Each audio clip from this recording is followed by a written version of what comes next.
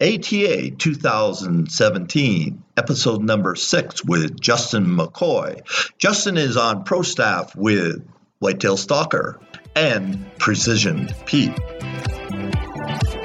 Welcome to another episode of Whitetail Rhino from ATA 2017. Hey, I'm visiting with Justin McCoy. Justin is a SODAC guy and a NODAC guy, and also he served our country. So, Justin, thank you so much for that. We're going to have a little chit-chat about the pro staff that he's on and the things he's doing with Precision Peep. Justin, welcome to the show. Thank you very much, Bruce. Really excited to be here. Hey, Justin, let's talk about the hunting tradition. I know, you love to hunt. You hunted birds and squirrels and geese, ducks, and everything out in Dakotas. But what does the hunting tradition mean to you, and where did it come from? Well, I grew up, like you said, in South Dakota, chasing pheasants and waterfowl with my dad, and listening to him while we were burning up back roads of South Dakota, talking about whitetail hunting, bow hunting and all that stuff. And it's just something that he was very passionate about, and it was something, about spending time with my dad in the outdoors, and just that time that you don't get back, So just something that I'm looking forward to paying that forward with my son when he gets older. I heard he's like 17 months old? Yeah, he's a little spitfire, so his nickname's Monkey, and there's a reason why. He's climbing all over everything. That's going to be so much fun. Say, we met you at Precision Peep, and we're talking about pro staffs, and I want you to take a minute or two and tell people out there what pro staff is and isn't, because there's a lot of misunderstanding about what a pro staffer is. Well, to me, pro staff is basically you're working with that company to help them market their respective product. A lot of people think that if you're pro staff, that you're paid and that you're forced to market for them. This is something that I do in addition to my normal everyday job. Dedicate time during my day, during breaks or on lunch or in the evenings or something like that. After the kiddo's gone to bed, just helping companies get their name out there. Depending on, you have field staff, and then you have pro staff, and then you have paid staff, and kind of the levels. And field staff is where you're out in the field, you're doing the testing, all that stuff, and you're bringing that information back. And then pro staffing is you're doing that same stuff, but now there's a little bit more required of you.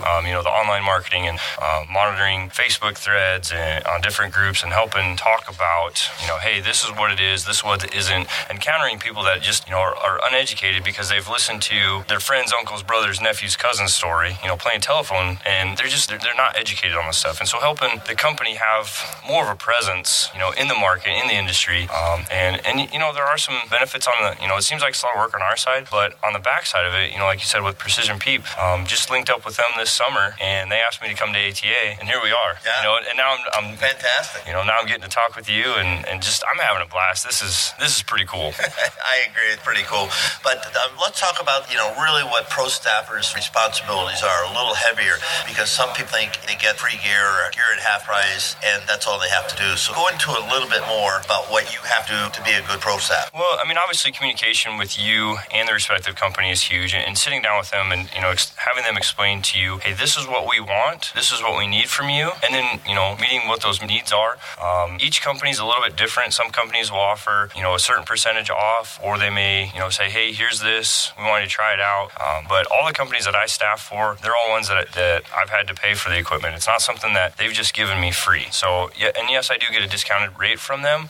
But that's just one of those things. They're saying, hey, you're taking time out of your day. This is not your normal everyday job, and you're helping us market and promote and basically share the knowledge about the equipment so that everybody knows what's going on and is educated. That's the biggest thing. Is at least in my opinion, I think society is thriving for knowledge, and so that's where we as the pro staff members can really increase the footprint and the knowledge base for society.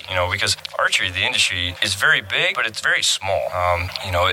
You walk across these, through the stage floor, and you see, all these different companies, but they're all doing the same thing. They're all saying, hey, this is what we have to offer, and it's big, but it's real small. It's a very tight-knit family. Yeah, it's a huge industry. Yes. In a very small community. Yes, exactly. Perfect. That's really what we're doing here. And if you come to ATA, you can't walk the aisle without bumping into someone. Oh yeah. That knows you, maybe from ATA, maybe from field, or maybe just through manufacturing. Yeah, definitely. And that's exciting. Like, just tell them what we just texted Mike Grandstead. Okay, so I'm part of Whitetail Stalker. It's a team of a bunch of us. Mike and Shelly Grandstaff, they're the owners of the team. team. They're the parents of the team, however you want to word it. But we just did a deal on social media using Facebook Messenger, and we just, you send them a little message and talked about them and all that stuff. And, technology nowadays is everything you need to know is at your fingertips. You just got to be willing to look for it. Yeah, and folks, Bob Rourke and I, Bob's my partner, we developed a little giveaway for ATA 2017, so I'm going to give it out free right now. 33444. So text 33444 ATA 2017. Why am I telling you this? Because if you ever wanted to build a Twitter following, I'll tell you how. Again, 33444 ATA 2017. And take a look and let me know what you think. Hey, let's talk about faith, family, and everything else that you stand for. Let's unpack that a little bit. Okay. Well, I grew up in a Roman Catholic Irish family, and very, very big, farm family and all that stuff. And when my folks, my grandparents moved into the city and had the big family, the farm aspect of it went away. But the faith and the family, the same grade school that my dad went to, I went to. So that was kind of cool. Well, yeah. It's a small world. Yeah, really. So, but, faith is, a lot of people get that misconstrued. I don't necessarily have to go and sit in a church to be with, and fulfill my faith. Sitting in a tree stand or in a duck blind or something like that and watching the sun come up and, on a freshly frosted morning, or when the water's, the condensation, the evaporation's going on. It's things like that people only read about. And that's something that with the outdoors and that, I was able to share with my dad. And that's something I want to, like I said, pay forward with my son. So, whatever it is that fulfills the hole that you need to fill with your faith, that for me, it's being out in the environment and enjoying, God's handiwork. Now, how do you balance hunting and pro staff family? That's got to be a challenge sometime. Yeah, it is a big challenge. My wife would tell you that I spend a lot of time on my phone, and I agree, I do. It's a balance, and it's like anything else in life. You really have to balance out, what's important, what's important to you, and keep the priorities really in check. So how do you balance it? I mean, I know you love to hunt. I do love to hunt. I get out as much as I can. Like I said, have the little guy and wife and my normal everyday job with being an instructor for the Army. When I can get out, I get out on breaks in between classes and stuff like that. I'll go in and jump on the computer and check Facebook or other social media deals that I'm part of, and we'll send talk about this, that, or other thing, and answer questions and all that stuff. And you just got to find time in your schedule. 5-10 minutes here, an hour there, or whatever it is. And sometimes when there's not a whole lot moving in the stand, when you're sitting there, it's a great time. You got time, so you pull out your phone, and then you usually look over and there's a deer standing there or something like that, and it's like, all right, lesson learned. How about kitchen pass? How do they get paid out? There's a long. The honey-do list is very long. It's very long, but my wife is a very strong woman, and I am truly blessed that we were able to meet up. It was kind of a rough time in life. I was overseas, and just was really, really blessed that had that foundation that I could lean on. So it's pretty cool. Well, let's move it back to Kristen and Boss and Precision Peep. We just met them today, the whole crew, and just a lot of excitement, great product. So talk to us about Kristen and Boss, and then talk about product. Okay. Well, Kristen and Boss, they're very down to earth, very personable people. Kristen's a Spitfire. She's a very good lady, and just a really genuine person. When I got the Peeps from them, one and then one from my buddy that is part of Whitetail Stalker as well. Bill, there's your plug. All right, but it was a handwritten letter. Hey, thank you for what you're doing, and it wasn't a typed out. And it was kind of one of those, like, I guess if you look at it in today's society, it would be more considered an old school way of communicating.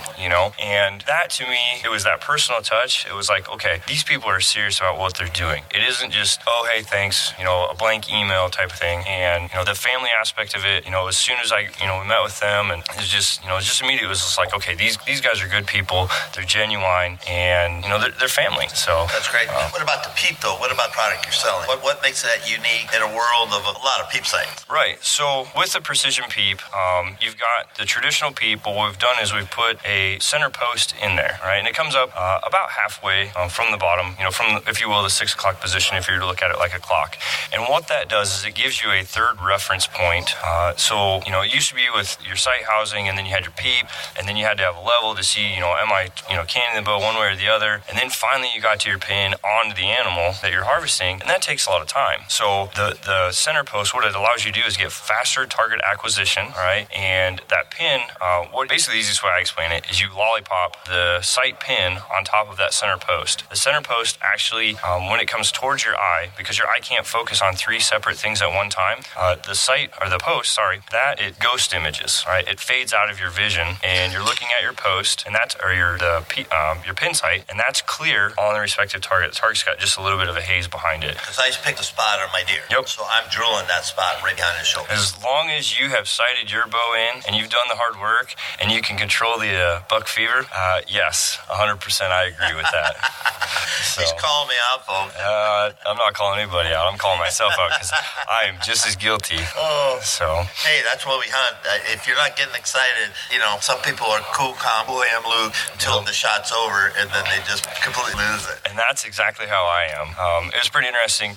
So my watch that I have, it actually tracks my heart rate. And so the day that this last Thanksgiving, I harvested my first ever buck. No way. First ever buck, yeah. It was. You gotta tell the story. Finish this story, then we'll roll on. All right, so my first ever buck. But anyway, it tracks my heart rate, and you can see leading up to the shot, the heart rate's real calm, and you can see a little spike where I'm like, ooh, there we go. He's coming in, and then it goes back down because that's like you talked about, that calm. And I test that. A lot of it's to the training that I've had with the military. To be able to focus that energy, that adrenaline, where it needs to go. So got was able to put I'd say a decent shot. It wasn't a perfect shot, but it was a decent shot. Was able to harvest the animal and all that stuff. But you look at it and you can see on the backside, my heart rate spikes. It goes from, I think it was like 65 to 95, back down in the low 60s, and then after the shot, it's like 120. And I remember that very, very vividly. The shakes and just that, the adrenaline rush. I don't know. You've had it happen. I've been there. And the people that listen, they know. Yeah. But that's one reason I hunt. Yes. It was just, there's a deer, bang. Right. I shot a deer. Right. Exactly. With no emotion, no nothing. What's the point? Exactly. What's the point? Unless I'm hunting for food, right, then I'm really excited. Yeah. So either way, if I'm hunting to harvest the animal and to eat it myself, or I'm just out killing deer, which some people are because they feel they gotta go shoot deer. Yeah, and for me, it's never been about the harvest itself. It's about the experience, the stories, right?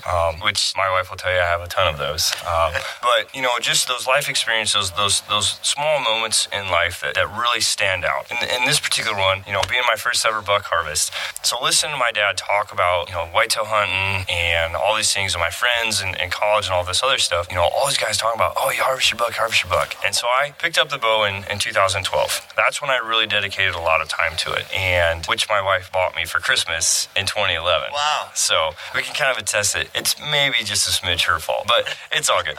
So I dedicated a lot of time, hunting and scouting and doing what, everything that we do, all the legwork you do on the backside. And was fortunate the guy I used to work with, he had some land, and he was like, hey, if you want to hunt it, you can. I'm like, perfect. Yeah. And so 2014, started hunting out there, was able to harvest a couple whitetail with Flanger Archery's Toxic and Cyclone broadheads. And then 2015, my son was born, so obviously not a whole lot of hunting going on then. And then this year, 2016, I was able to put down my first ever archery buck. Actually, first ever buck to beat for any of it. Well, we got about 5 minutes left in the show, so I want you to just go through and talk about how you found the buck, how you set up your stand, and how you hunted the buck and finally harvested him. Okay.